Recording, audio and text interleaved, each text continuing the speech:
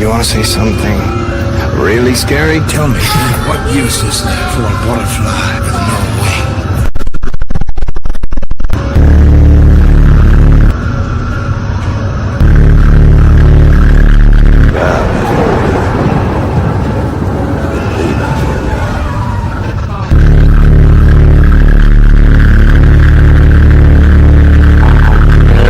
And I heard, as it were, the noise of thunder.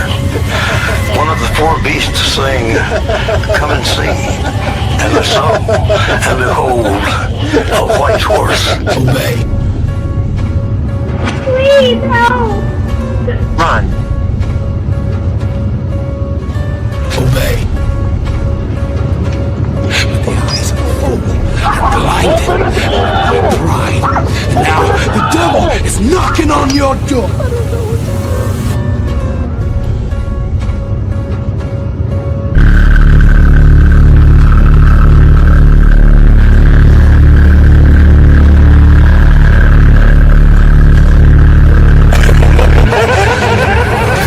We live in a world where society has poisoned the souls of men.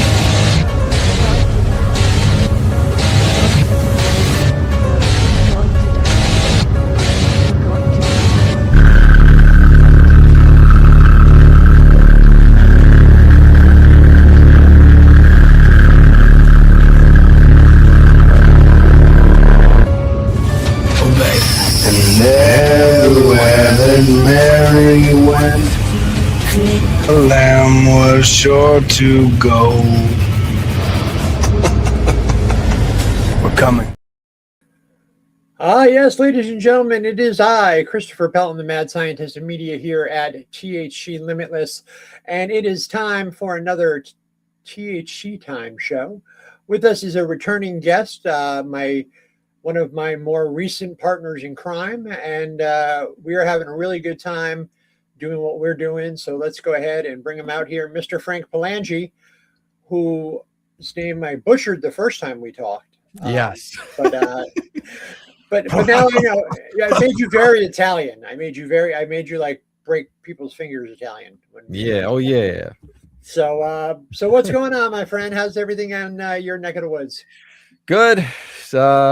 Keep trucking along. Lots of different projects, more films, but music too going on. Getting back into some releasing. Yeah. Some I saw there. the teaser there for Vampire. Yeah, which is a little bit inspired by horror movies and stuff. So I figured a little bit of the movies can mesh with the music and stuff now, Absolutely. That's the more original work, and you and I put together at Death's Door. Yeah. The more original work is what's getting people's attention. Yeah. It's like it's not the same old, same old. And that's one of the things that I've noticed a lot in the reviews is that, it's something different and people are really enjoying that. And, I've been a huge fan of obviously the stories, but, just the whole process and everything and working through it and what we've accomplished and what we've got planned for the future is good stuff. So you just had a couple of releases in the last few months. Yep. So tell me a little bit about Farmhouse. Yeah, this year has been crazy. Farmhouse will be coming out this year. That's actually got distributed by Bayview Entertainment.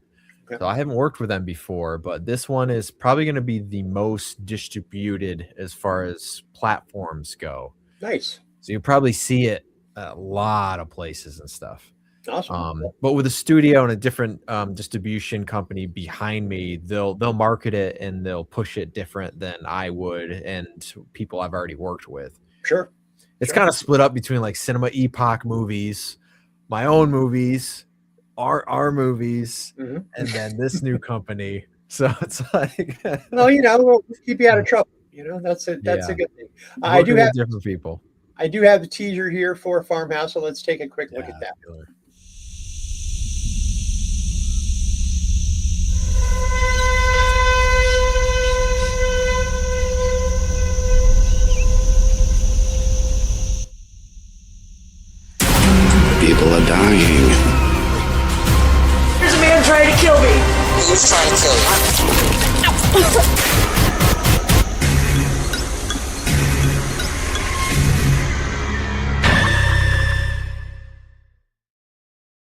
Teaser trailer.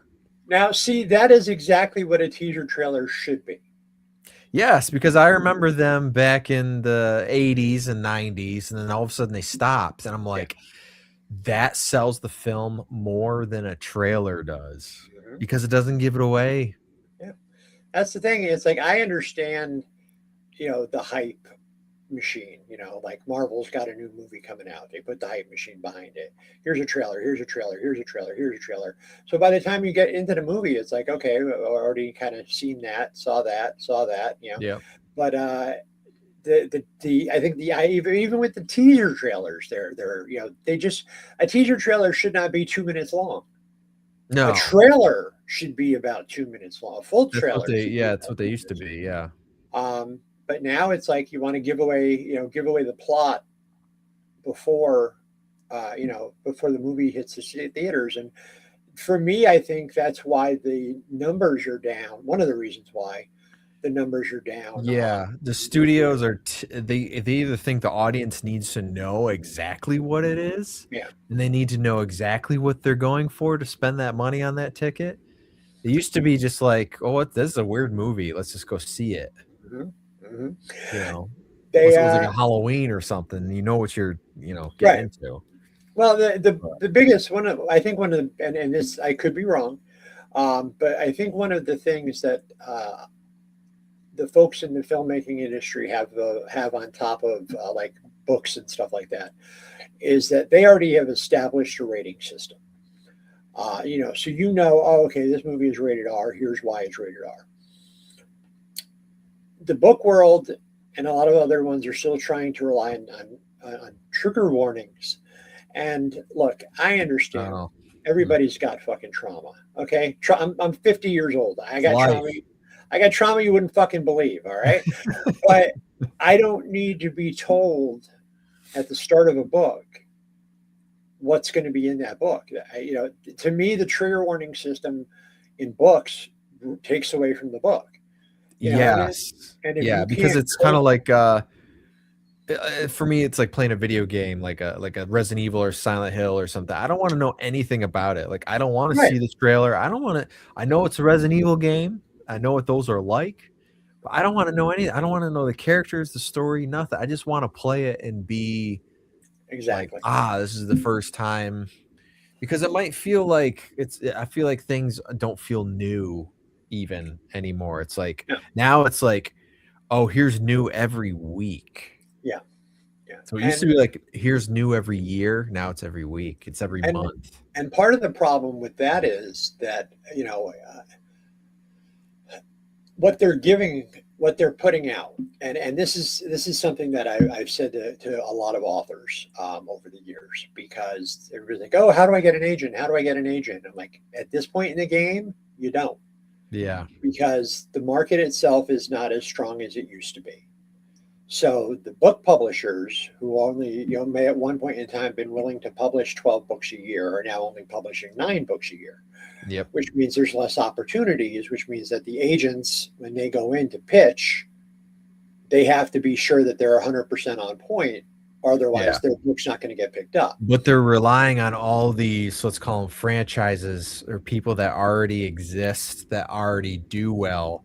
Yes. And so us newbies, they don't take chances and stuff anymore. It was like that 15 years ago in the music industry, not as bad, but now it's even worse. Yeah. But here's where all that stuff, whether it's books, movies, music, the indies actually start and run everything, and they make the biggest money.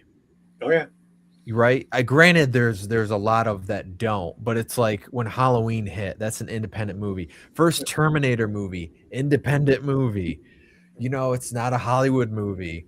When those movies hit, like I just seen I was doing a review on like Friday the 13th, independent movie, right? Sure. But it made like, I forgot how much money back then, $360 million back in the 80s. I'm like, and they made it for $400,000. And I'm like, Well, what you've got there is Sean Cunningham is one of those directors where, or at least was, I don't know about now, but was one of those guys that when you went to work on that movie, a lot of the people who were in that movie had already done other stuff with him.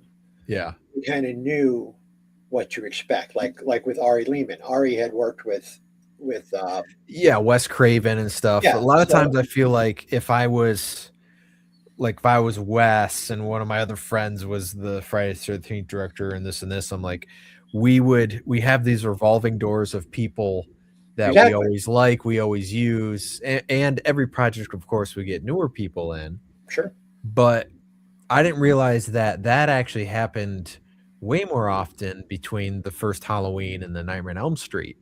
All those projects between the TV movies they made and all that kind of stuff.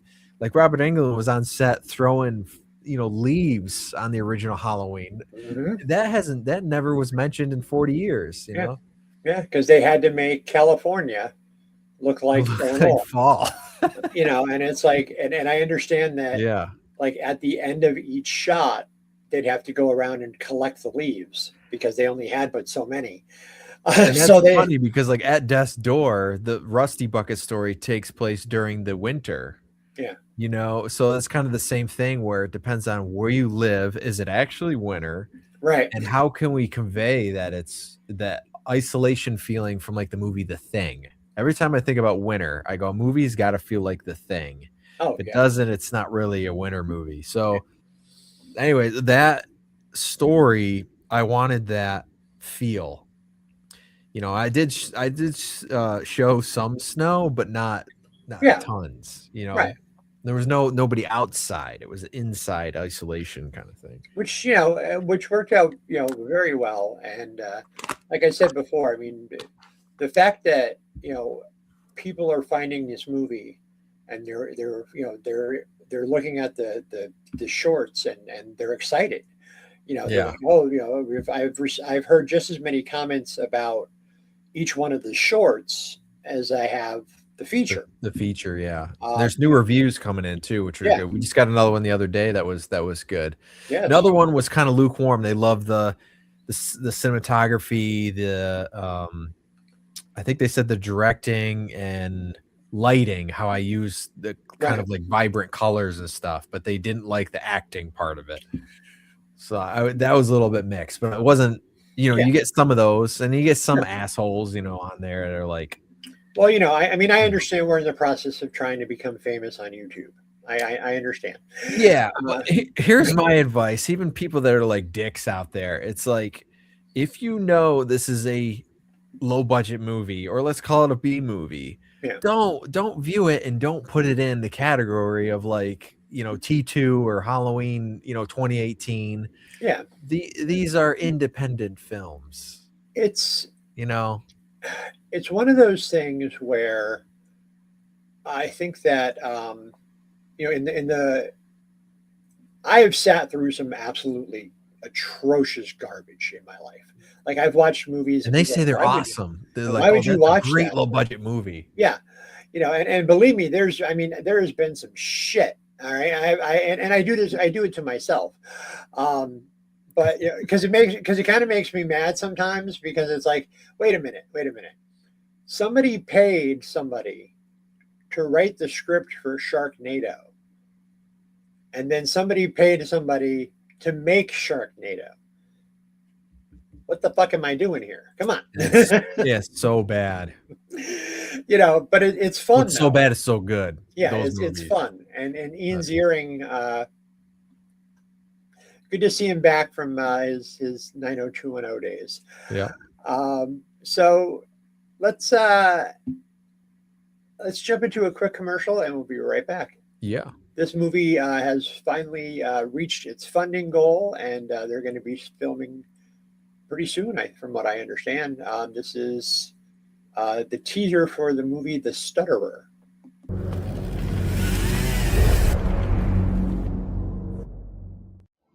We're not doing anything.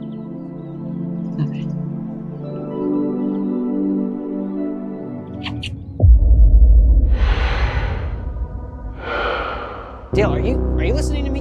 Dale. Oh my God. Fuck. Why don't we do something fun? Like what? 5, 6, 7, 8, 9, 10.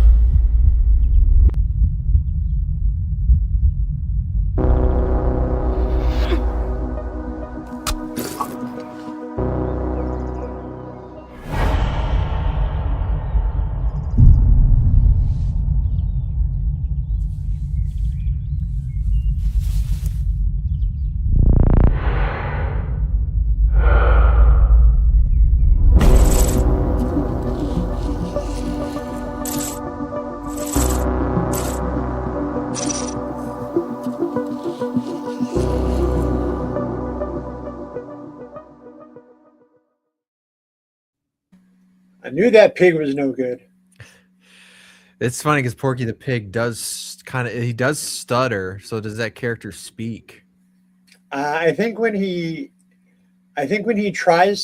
speaks without the mask, I think he stutters and stuff, and then with the mask on, it kind of goes into a darker place. But again, these are folks, a small team, out there, and they had this idea, and they hit up Kickstarter and or GoFundMe or whatever the hell it was, and it took them a while, to get their money, but it finally reached that level of success for them, and that's great. I mean, I'm glad to see that and this is important. I think this is an important thing with the indie films in general, is that we don't have a ton of money. No, we don't have. It's like I look at the fact that like Amazon spent $60 million to make a movie about the first stripper, and I'm like, nobody went to see it. They made like $10 million on it, and I'm like, okay, guys. If you've got that kind of money to throw around on a movie, nobody was going to see, could you give me 500,000? I'll make a movie that a lot of people will want to see. Give me 10 grand. Yeah, it's like it's just like if it's so crazy, right? It's like, and they need like $1 billion to make a Marvel movie. It's like, come on. They just. And this is the thing is a lot of the people that I work with, and I know yourself included, are fans of practical effects. Yes. We grew up during a time where, slashers were king and there wasn't any CGI. So, we got to see, and the thing about it is, for me, is that it's always been one of those things that pushes the creator to come up with a solution. Yeah. Because it's like, okay, how do I film? I mean, look at the Johnny Depp scene in Nightmare on Elm Street. They built a revolving room. That was how they solved that problem. Yeah. And I was like, nowadays they just shoot the footage and then flip it upside down. Like when he gets sucked in a hole, it would probably just be maybe fake legs, but it'd be just a CG kind of body, CG blood. And it'd be plates of things, probably. Yeah, it would look like shit, and it wouldn't hold up. And the original still holds up now. I kind of think of like when CGI first came around, I was very anti CGI because I go, this looks fake. I go, but if they ever make it look real, it would be fine. Like I had no problem with it. Further the story or care. I didn't really think of it as like, oh, we're gonna make complete characters like Avatar, like where they don't exist. I was always like, the backgrounds and stuff look amazing. You don't even know if they're real or not. Like that's fine. But CG at a certain point, you think, oh yeah, it's like if your movie doesn't have, my movies really don't have CG in it, and they're like, well, they're dated if they don't have some type of CG in it. And I'm like, you don't get it. CG and stuff is a luxury. And on top of that, it's something that you have to be, quote unquote, to do it right, trained and execute and work with not just yourself, but it's not just using After Effects and putting in a gunshot flare. That's not CGI. That's an overlay thing, they what I find really funny, and I've heard that statement, is that it's like, oh, the Scorpion King. That's all I've got to say. All right, you just go back and look at the Scorpion King and tell me that movie holds up. It doesn't. It looks like shit. It didn't look that great when it came out. Looks even worse now. No, the second Mummy was pretty, versus Betsy Palmer's decapitation in Friday the 13th. That still holds up. Yeah. Versus Jurassic Park and T2. For some reason, those CGI elements hold up way better than I just watched the new one and I'm like, the originals, how come the originals look better in some parts? It's because I believe real. Yeah, it was real because it was real film. Mm-hmm. That's why I think CGI looks better when you actually use real film, because it's something kind of analog, tangible, a little digital. It's too clean, so you can't hide anything. You know what I mean? You can't hide you can, but Well, that is a problem that I've seen a bunch over the last few years, and like I think it's great that we now have these phones in our pocket with these great cameras built into them. I mean, the camera I've got in my phone right now is better than the camera I shot my first couple of shorts with. Yeah, it's better than any of the fan films I ever made up till like 2007 or something. Right. So the fact that technology is out there and it's so readily accessible to anyone who wants to try it, I think that's great, because I think a lot of times, especially when I was younger, I didn't have a camcorder. And I didn't have my grandfather had one, but I didn't have one. I didn't have any money for a camcorder then. And you don't think of like, oh, kids nowadays, like, let's make a movie. Yeah. And you get all, it's a physical thing. You don't think, let's make a movie. Okay, let's just get the green screen out. Right. Okay, now you're running down this hallway and you're this and this. And I don't know. I don't think that well, it's also one of those things for me, and you've read a bunch of my work, so you know how I write. I'm very much a realist when it comes to my horror. And the situations that they're in, how they are affected mentally, physically. Yeah. Well, like you said, what's that feeling that you get?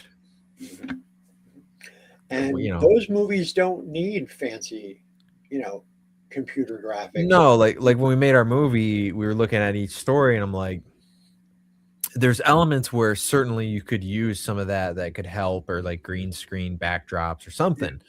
But in a realistic world, how do you make that? It's a very realistic story.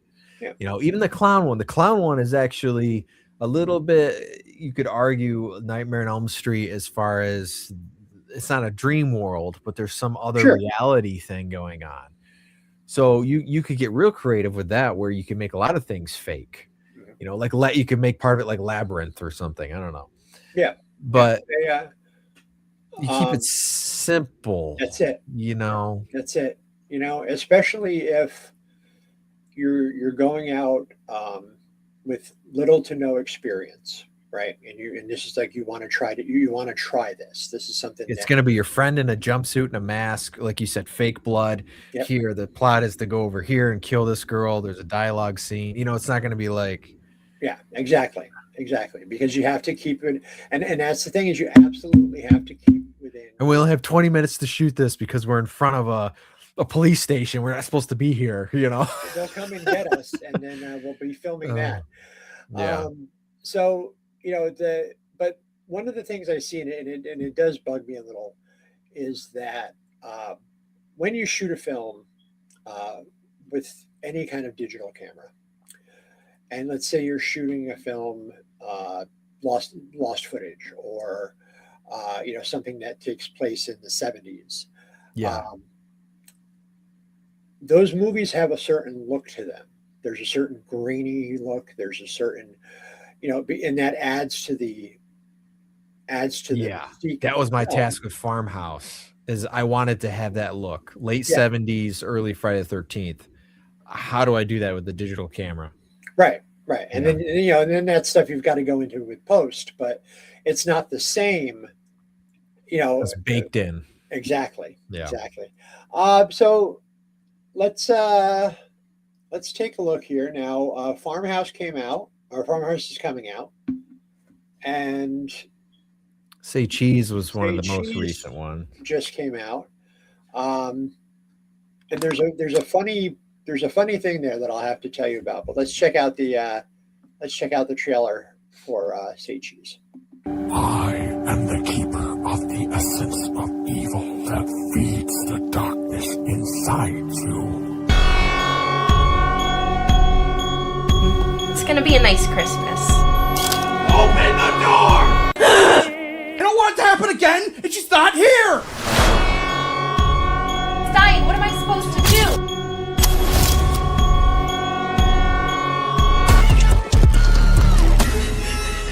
Say cheese! Take care.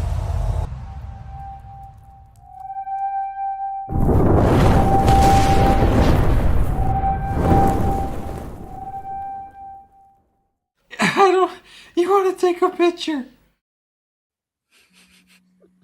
Everybody laughs at the end of that. So how's the buzz been on that one? Good. Yeah, we have it's probably hitting about 150,000 views on Tubi now, and it's only been out for like 2 months. Nice. Nice. It was one of the featured ones when it came out, which was nice. And it was just one of these things where I'm like, I don't want to do a serial killer movie. I had bought as a prop that camera that's featured in the movie because I just wanted to buy it and just to have. I'm like, maybe someday some person's holding it and takes an old style photo in whatever the movie is. And for some reason I go, well, maybe maybe I thought of like Chopping Mall and like these movies where there's like robots and stuff. And I was like, maybe there's a movie where it's just about this killer camera. And Smile influenced me a lot too. Yeah. And because it's kind of like a one idea theory, you take that and then you just make a movie from it. Sure. So, and I was like, people like vintage stuff. And of course, anybody who gets a camera, even if it's vintage, they're going to try to take the picture on the thing. But, you take a picture yourself, there is no turning back. If somebody takes a picture with you with that, you're dead. You're gone. You're going to die. Which that's always a good thing. I mean, not that, but the elements are there. Yeah, and it's one of those things where a movie like that will find its audience because the undertones and the suggestions that it makes. Yeah, it has humor in it. It's not like 100% serious, and it's not 100% the other way. So. Right. There's actually a story. Like it's in the title, Say Cheese, like for cheesiness a little bit. Oh yeah. Well, there's a story in my second book called "Worth 1,000 Souls," and it's about this starving photographer who gets a deal with a demon, and he sets him up in a photo studio. The guy's he was like a very well-regarded photographer coming out of college. Yeah. Fell on hard times, and he was working at like a pretzel shack in the mall or something like that. Yeah.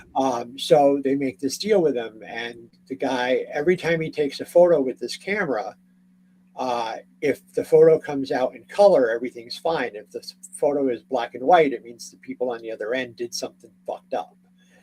Oh, they're hiding something. It ends up costing them their soul because the information's getting fed back to hell. So it was fun to write. It was a weird, I got started on it one day and I just kept going. Yeah. Like, isn't this? And I'm like, no, there's still more here. Just keep going. It was one of my longer stories. But it was a lot of fun. And I created this, there's a demon called William Ballum that exists in my universe. He's kind of my all around, if I need a demon to do shit. Yeah, that's a good idea. He's my guy. The funny thing is that he never looks the same. Oh, okay. Changes. His appearance changes. Like he was in the story, The Guy in the Elevator, one of the short stories. This guy is like cursing, being a prick, like a corporate douchebag kind. And he gets into this elevator, and then he turns around, and the elevator's empty. And then when he turns around, there's this guy in a really nice suit there, and his name is also Balam. So it's one demon. It's just one demon that changes appearance based on the roles. So yeah, okay. I like having characters. I don't know if it's because I'm a comic guy. I've been a comic kid since I was like 6 years old. I don't know, but just that reoccurring, like, oh shit, there's that guy again.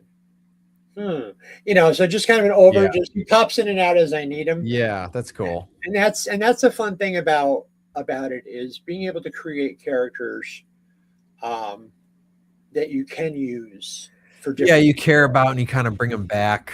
A lot of these movies I'm making now are set in Warren County, and that's kind of a constant thing. I thought of like Stephen King with the Maine thing. That's it. But some of these characters I can bring back, like Just Rick.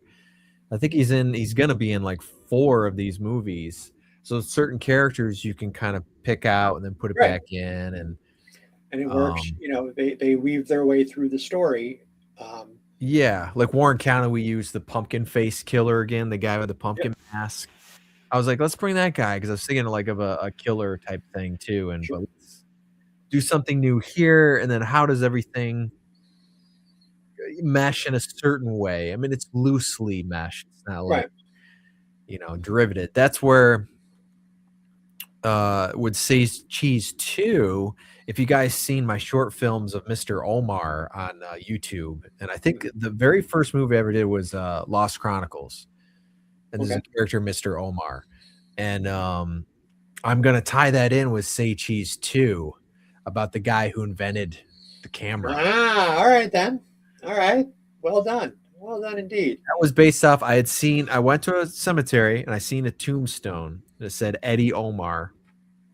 And I go, that looks kind of creepy and stuff. So I filmed it for a couple of seconds, and I'm like, that's the name of our character, Mr. Omar. It's a good name. And it's a very good name. Everyone's asking, like, when are you going to do the Mr. Omar movie? Look, there's only so much time, okay? Jeez, we're working on shit. Yeah. He's a hard character too, because he's one that doesn't really exist in a reality. It's tough. Nice. Yeah. We're going to go to a commercial break. I'm going to piss some people off, and we'll be right back. From my cold, dead hand, cold, dead hand, cold, dead hand, cold, dead hand, cold, dead hand, cold, dead hand, cold, dead hand, cold, dead hand, cold, dead hand, cold, dead hand. A well-regulated militia is necessary to the security of a free state. The right of the people to keep and bear arms shall not be infringed. Cold, dead hand. Cold, dead hand. Cold, dead hand. Cold, dead hand. 20-year-old Adam Lanza launched his massacre at home. Let's say Lanza shot his mother Nancy multiple times, killing her in her bed. Lanza then took 4 guns, legally registered to his mother, and drove this black Honda to Sandy Hook Elementary School. Cry, little sister, thou shalt not fall. Come to your brother, thou shalt not die. Oh, sister, thou shalt not fear. Love is with your brother, thou shalt not cry. Yeah, I'm sure I pissed some people off. wait till you see the next one I'm working on. Oh boy. You remind me of the movie Johnny Mnemonic, of like, it's like late 90s. You'd fit right in there. That style too. You did that. It's one of the things that I really enjoy is some cyberpunk in there. Manipulating audio and video and getting people's attention. And if it pisses them off, it pisses them off. Hey, It's my opinion. Everybody else gets to have one. I just Yeah. happen to present mine in a different version.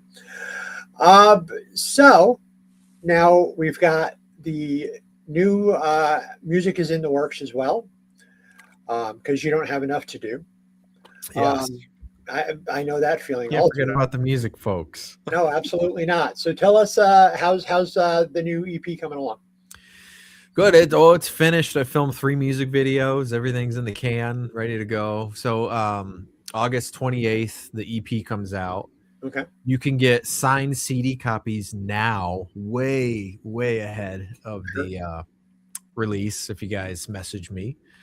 And yeah, there's gonna be 2 music videos on Vivo, Vampire and the Dragon. Then there's kind of an interlude track called Life and Death. That's just going to be on my YouTube channel because it's only like a minute and something.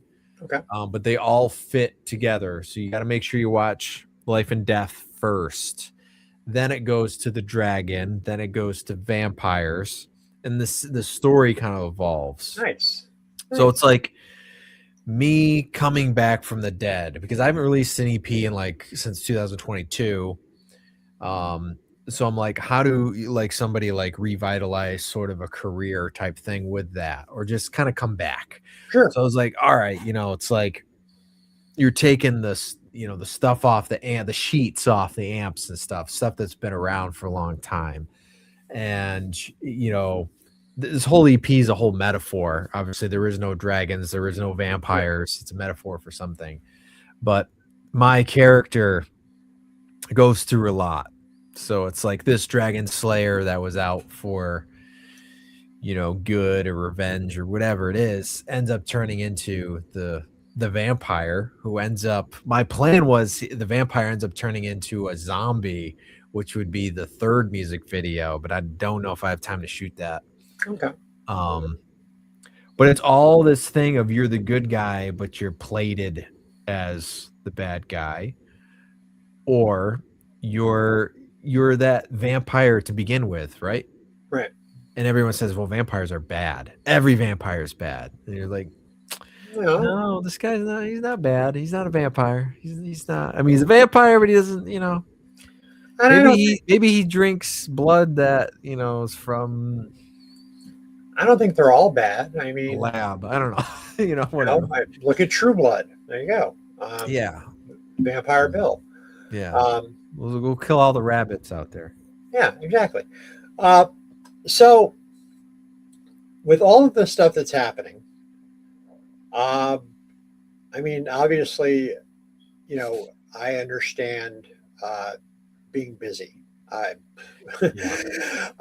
it's fun, right? Like we're having a good time, and it's like, yeah, it's work, and it's a lot of, I understand the processes and everything, and it is a lot of work, but for me, I got to tell you, and I owe you. I really do owe you, because seeing my words come to life on screen, that just was wild. It was like when my first book came out. It was like holding it in your hands, like I did this. Like from the sheer power of my will, I made something out of nothing.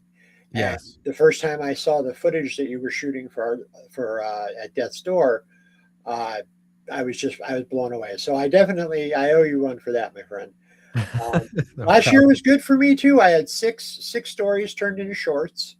Yeah. So I had an animated short done, which the original story pissed people off. But hey, again, I'm a horror creator. If I'm not pissing people off or upsetting them or making them go, ugh, then I'm not doing my fucking job. All right. Yep. It's why I don't. Like, you want your trigger warning? It's a horror book. Strap in. There you go. Be warned. Okay, that's all I'm going to tell you. I'm not going to ruin it. I'm not. And with with everything that's gone on in the past to get us to where we all are here now, there are a group of people that I owe thank yous to for their bad behavior, because it woke me up and it made me see, like, that's true. You don't think that, but yeah, like my motivation for music a lot of times was everyone who bullied me through school, and especially high school. And the sad thing is some of them were my best friends. I'm like, you don't do this to your best friends. And it's still today, like my blood starts to boil when I think about, I'm not going to name them, but like certain people that still play guitar and make music, and they told me that I was complete junk and made fun of me because I didn't have a band and stuff. And I'm like, I'll just write everything myself, play everything myself. Sure. Prince I didn't have a I band. kind of had to. You're Yeah. forced in these situations, you know. Yeah. I've always I'm lucky because I've always had people that have played in my project off and on and stuff. Right. But I just have never anybody like stuck there the whole time to take things so serious, to be like, yeah, well, let's make it a band. You know, a band, it's like you're all in it right for that career. You know, it's like, you know, I know everybody has lives, but for me, it's always like, I'm gonna do this. Like, if you said you're gonna go out to dinner with your girlfriend, I'm sorry, we have a gig tonight, or we have something like important that we have to do. Not that that's not important. It's just that's a job priority. I always viewed it as that, where I think, you know, everybody, they have their set jobs, they have their set maybe family units, Yeah. and then it's their hobby, which is fine. It's not a hobby for me. No, me it's neither. life. This is what I do. This is, Yeah. you know, I get up in the morning, I read, you know, 24 emails. You know, I get back to people about their It's ideas. it's 4 hours I spend almost every day on just trying to, the social media stuff, the marketing. It's stuff you have to do to keep going. Like today, somebody commented on my music video. He's like, this loser is still trying to make it. And I'm like, I made it. Trying to be famous. And I'm like, no, I never tried to be famous. I go, but unfortunately, I do my own music. I do my own movies. You got to market it. That's it. That's absolutely it. And you know, that is something that I have found to be easier in the film world than in the book world. For some reason, and I don't know if it's anxiety, I don't know if it's entitlement, I don't know exactly what it is. But people are like, you know, no, this is like, well, you know, how do I get my book to sell? I'm like, well, it's done and it's out, right? And they're like, yeah. I'm like, okay, so how many podcasts have you been on? How many copies of your book have you sent to book reviewers on YouTube and stuff? I'm like, how many, you know, and they're like, well, you know, I don't understand why I have to do all that. I'm like, because nobody knows who you fucking are. All right. If you're not excited about your shit, why the hell should I be excited about it? Exactly. You know, and I'm getting to a point now, not to break my arm, pat myself on the back, but I'm getting to a point now where my opinion is starting to mean something to a lot of people. And so if I go to somebody and I go, hey man, I got this kid over here, he's doing this thing, you should check him out. You gotta, you know, I'm going to try to help people as much as I can, but I can't do it for you. Yeah. You know, and I mean, if you want to pay me, I can do, you know, I'll do it for you. But, you know, it's like you have to be proud of it. Don't be afraid. And one thing I will say, and this is the one thing that drives me crazy above everything else. Amazon, Goodreads, all of those places that do book reviews. Those are not book reviews. Those are the opinions of people who read your book. There's a significant difference. Yes. Reviewer is an actual job. Yes. Like you have to go to school and get a degree like journalism or communications. Yeah. And then you could get a job working as a book reviewer or a movie reviewer. So first things first, you're talking about an amateur's opinion. Secondly, personal opinion versus professional opinion. Exactly. Yeah. Especially because if like there's somebody out there who's got a problem with me, and they go and they review bomb my book, you know, it's like, okay, did that make you feel better about yourself? Because you're not stopping me from what I'm doing. Yeah. You know? I mean, it's negative to begin with, and it's obviously not going to help you, but you're already X'd out to begin with in their minds. Yeah. You can't, you can't do that. And the other thing is, and this is what kills me about when they do get the reviews. Well, how come it wasn't a 4 or a 5-star review? Motherfucker, do you have any idea what it takes in every other legitimate industry or legitimate section of the entertainment industry? Do you know how many 5-star films get released in a year? None. Two maybe. But Yeah. yet these people won't accept anything except a 4 or 5-star review for their books. And I'm like, you guys don't understand how this works. Yeah. You're saying that every book you read is above is Wuthering Heights, or whatever, that's what you're telling me. You're Yeah. telling me that this book, Yeah. written by this person that nobody's ever heard of and hasn't sold a fucking copy, is as good as Interview with the Vampire. Yeah. Sorry, dude. No. But everything is not a 4 or 5-star review. And then I see them and they get mad about it. And I'm like, if you're getting mad over the reviews from the people whose opinions don't matter in the slightest, you're in the wrong fucking line of work. Yeah. If you can't, it's like you have to have a thick skin to play. Yeah. Oh, yeah, you do. You do. Yeah. I mean, down underneath kind of bothers you still, but it's kind of a thing that bothers you and goes away. You might be working on something and it comes back, and then it's like, I'm going to use that because I'm pissed to do something. Well, you know what I mean? To write yeah. a song, maybe to do, Oh, I've done. Put that person's name as a character that dies.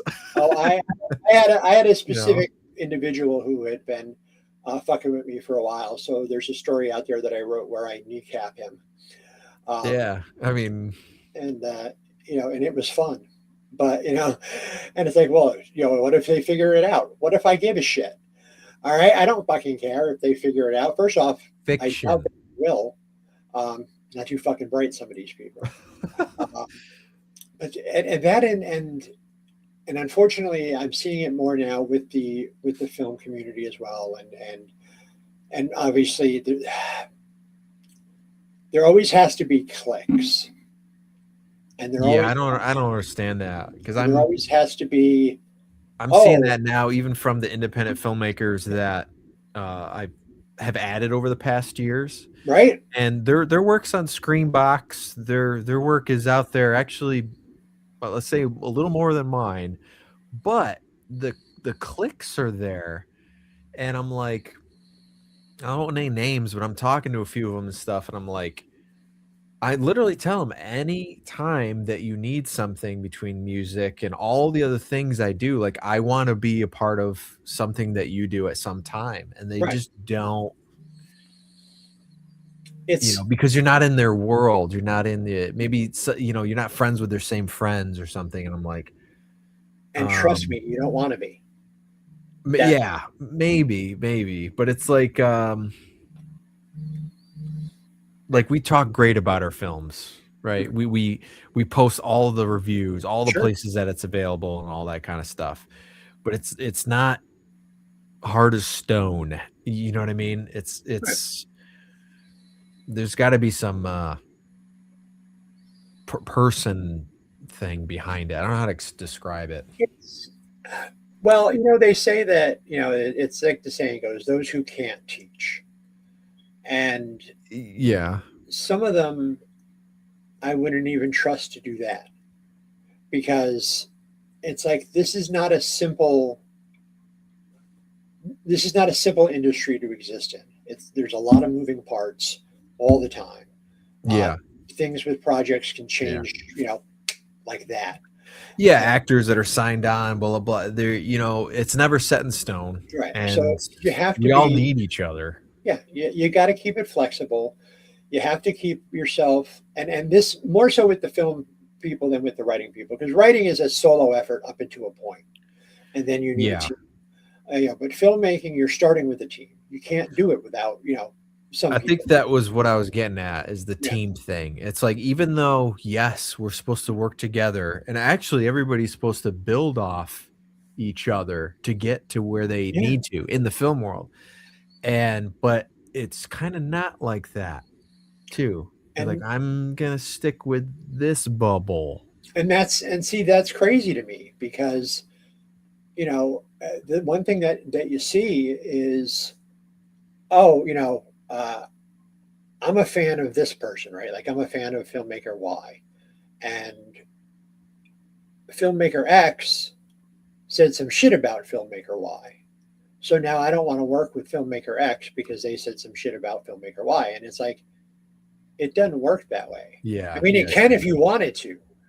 But the problem is when you start taking stands like that, people stop calling because they don't want to have to play that bullshit game, where, oh, well, you can't work with these people because, I worked with them once and this happened. I'm like, look, as he says in Pulp Fiction, my name is Paul and that's between y'all. I was not around. Like I got my own bullshit left over from a while back that I'm still, for some fucking reason, I remember some things. It's fucking hell, man. It's like it was 2 years ago. Nothing has come up in your lives in the last 2 fucking years. I'm sorry. Like I feel bad for you at that point. You talk all the shit you want about me if that's what gets you out of bed in the morning, assholes. Because if I had nothing going on in my life that I was obsessed about some shit that happened 2 years ago that it didn't actually happen. Yeah, you got to move on. You got to keep going. Yeah, seriously. So, for me, it's like, I'll work with anybody. I'm happy to talk to people. I'm happy to sit down and listen to pitches and all of that stuff. I am. That's what I love trying to do too. And sometimes you just can't because of the and there's some the type of person they are. Well, that's the thing is sometimes like I've always said from the beginning with the book thing and now with everything else I'm doing, my table's open. My table's always open, but you only get to fuck me once. Yeah. And that's it. And that's it. If you get off the train, you're off the train. Yeah. I don't stop again. And I don't hold grudges against people. People left, people took what they thought was the best way to do things, forgetting the fact that nothing in the old company ran without me. Yeah. So, I mean, you and I have worked together long enough to know, for you to know that, my brain is a fountain of fucking, of stuff. So they thought, oh, well, we'll get all the business practices. Well, that's great, but I'm the one who's coming up with all the ideas. Yes. So, have at it. Take the creative person out of it. You just have like the paperwork people. And none of them. Yeah, I know what you're talking about. And that's the thing too, is in the last couple of years, I have seen people like yourself take what they do and elevate it. And you do it the right way. You don't do it by stepping on people. You don't do it by, making false accusations. You don't, you do what you do because you love what you do. And if the people like it, that's great. Yeah. If people don't like it, hey, it's not for everybody. Nothing is for everybody. No. No, I feel like every single one of I make this movie because everybody's got to like it. It's like, with the filmmakers in a perfect world, I mean, could you imagine what could be accomplished by everybody working together and, formulating ideas together and building ideas together? Yeah. Well, that's why you had the same problem with the studios, even back in Hitchcock days. They're battling against each other. You know what I mean? And there's kind of still doing it, like the DC and Marvel thing. It's like, just throw your big boy pants on and come together. Yeah, let's do it. Come on. Let's have Superman fight Spider-Man. Let's do it. I'd pay to see that. Whatever. So it's one of those things where, I've been very fortunate in the last year and a half, as far as the connections that I've made, people I've met, and there's so much positive energy that I get, from folks, and I mean, there are a lot of assholes out there too, but it's the ones who, like, people are reaching out to me now, like all the time. I'm getting I like noticed this, that. like that, like Too, this, like that, and I'm like, all right, sure, and I'll look into it and check it out, and if it's good, it's good, and I'll be like, yeah, I'll follow you along there, and if it sucks, it sucks, and but I don't go out of my way to be like, oh, I can't believe this asshole invited me to his thing, he sucks, blah blah blah, like. What are you? I know people that say that too, and I'm like, I know. It's like, what are you expecting to accomplish with that? Other than perhaps feed your angry little trolls that follow you around. you're right. You tackle on something with the evolution of, let's say, the past 2 years of even the like your writing and all that stuff, and then my films. I've noticed that like the past year, there's a lot more people that have reached out to me that I was like, you want to act in one of my movies? Or I get people wanting to do professional sound, like they can do, Dolby Digital or anything like that. Right. And I'm like, wow, you want to do like professional sound mixes or professional CGI people? Like, this, reach out. I had a guy reach out. He's a stuntman for the new He-Man movie. He lives over in England, and he goes, I just love your motto of no plan B, and it seems like you're going to be in it for a long time. He goes, I want to work with people that have the passion rather than the quality. Nice. I'm like, this guy worked on He-Man movie, and he's going to have a cameo probably in Say Cheese too. And I'm like, it's weird though, right? But that, yeah, it's like, but again, it's the way that it's being presented. It's the way that you present yourself online. And people see your stuff and they're like, oh, and people ask me, they're like, oh, well, what about and I'm like, Frank's a great guy. I'm like, Frank will work with you, and you help bring your vision to life. I said, and put out a fun movie. Yeah. And I said, that's the plan. Yeah, we could work with a lot of writers. Keep you busy for a long time. happy to work with folks. And as long as people understand that I'm here to work with you, not for you. Yeah. And what I do and the moves that I make and stuff like that, there's a reason behind all of them.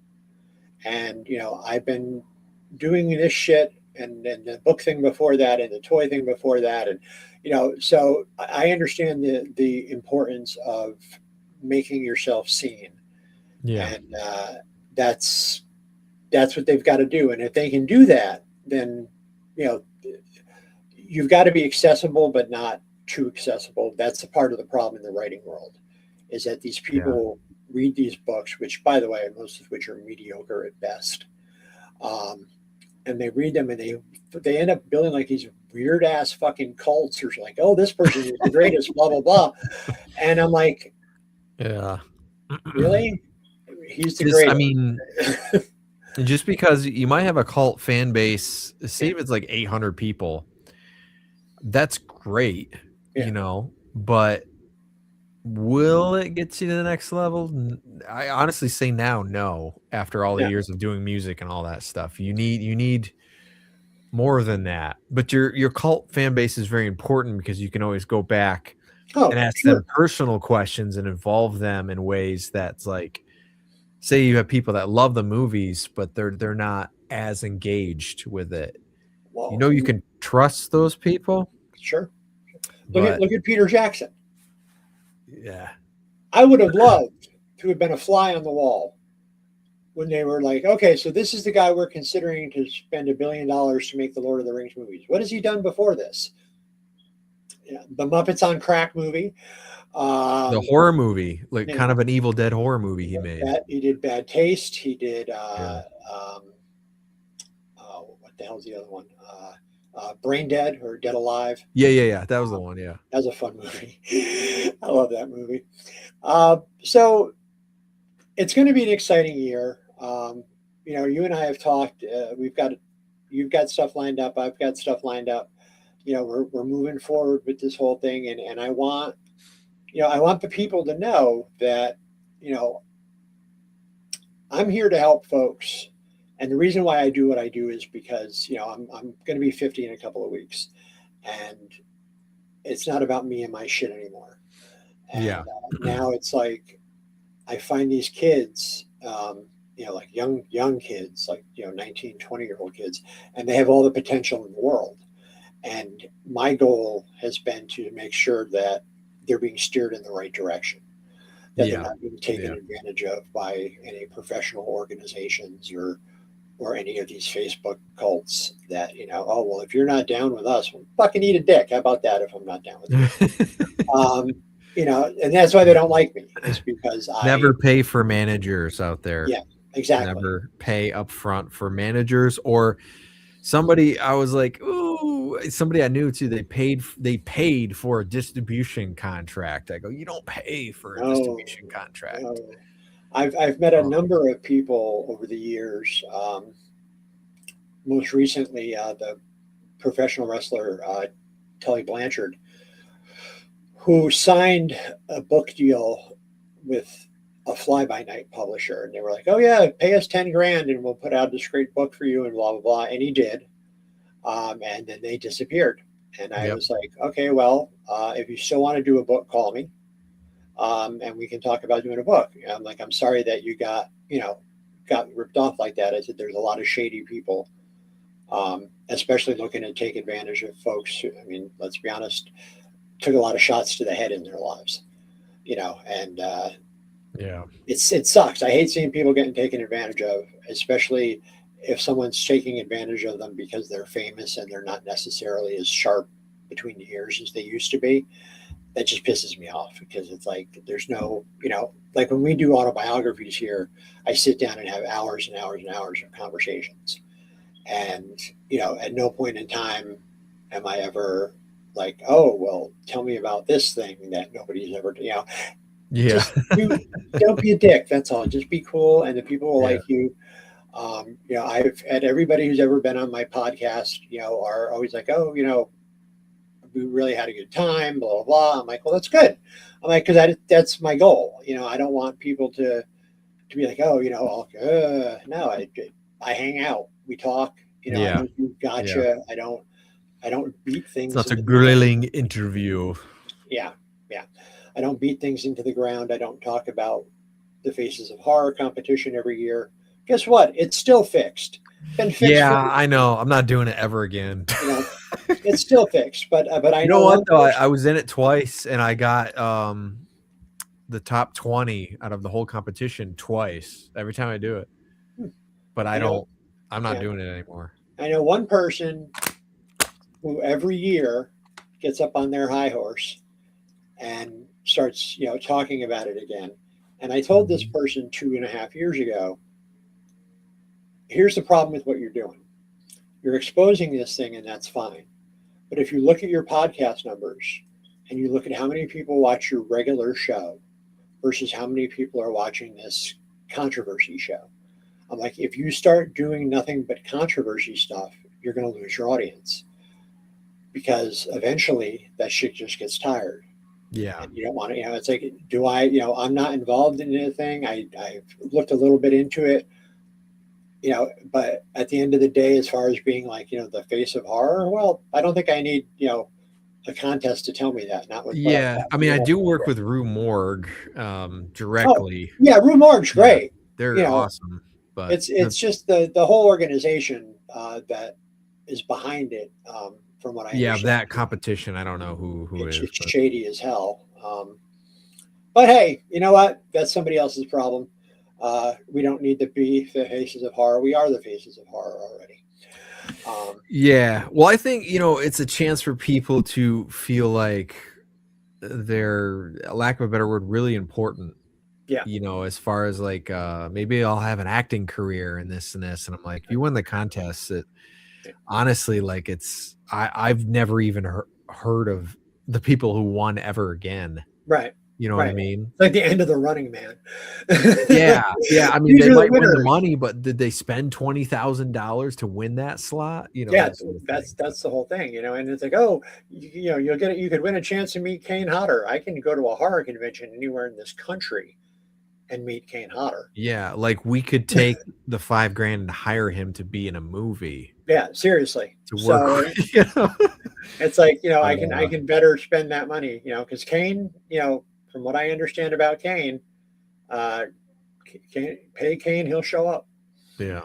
And when you're talking to him, make sure you're talking to him about Kane, because he loves to talk about Kane.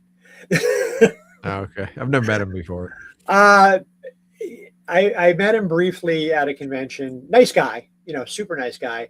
But definitely living on that. He knows why he's there. Yeah. He knows that if it wasn't for Jason, nobody would give a shit. Because prior to that, I mean, he had done some good stunt work and stuff, but Yeah, he seems like he likes those questions of like, now during Wishmaster, when you're in there working with Tony Todd, and he likes that kind of exactly, stuff. I think, yeah, exactly. Which is good. Sooner or later, he'll end up on the show. I know he will. Everybody will, except probably for Bill Mosley, because Bill doesn't do podcast. Yeah. Yeah. I had a nice talk with him when I met him. And it was like, hey, man, if you ever want to come on and talk about anything, your career or whatever. He's like, oh, I just really appreciate that. He's like, honestly, it's like, I just don't do podcasts for anybody. I'm like, right on. I said, I understand that. He does Not video everybody. interviews, though, sometimes. I don't know. He must know himself, though. Yeah, but nice guy, so. Yeah. So anyway, let a face. Oh.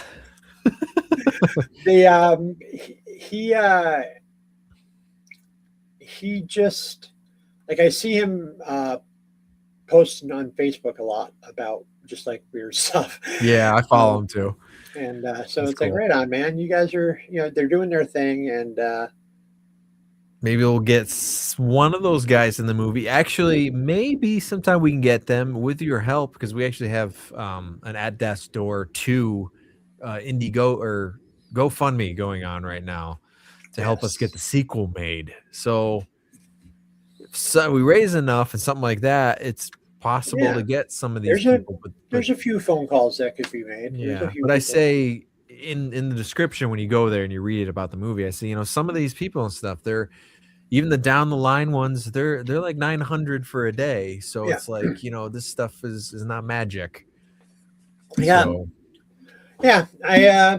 There's a few folks that we can definitely reach out to. Yeah. We got that and Say Cheese too. I'm currently working on. So there's some of them actually live up near where you live. So yeah. So that works out pretty good. All else fails, will be like 7 movies released this year.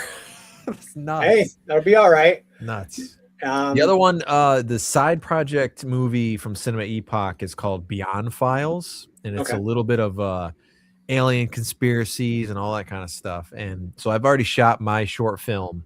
That's what you're talking about. It's like a Masters of Horror. Maybe you do one day. And he does that where a different director directs his story. I've had I've had a conversation with Mick. I'm waiting to hear back on some things. Cool. As long as it's not my movie, I'll just do the story for whatever movie. Yeah, sure, absolutely, absolutely. Because it was a great series, and he's been hinting around bringing it back. So now Armand is good friends with Mick. So yes, yeah, it helps. Every little bit helps, I think. So I think we're going to wrap it up, though. I know you've got stuff to do. I've got stuff to do.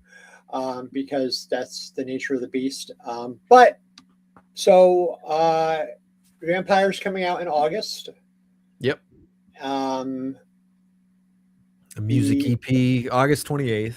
Okay. And then music videos on Vivo and Apple Music and a bunch of other places. Say Cheese is out now. Yep. All the movies are on Tubi, Fossum.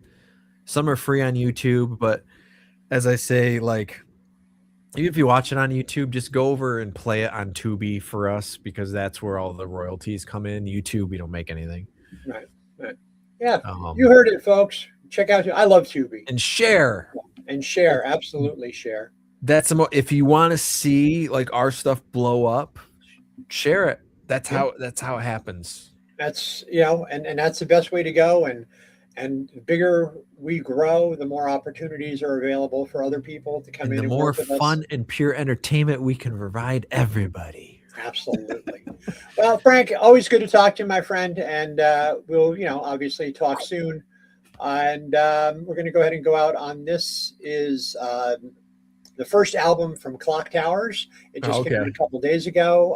Tarek was actually the longtime tag team partner of my wrestling show co-host Izzy. But the band is awesome. He's starting to look a little bit like Otis, though. So, folks, we'll check you next time right here on the Horror Connection. And thanks for watching.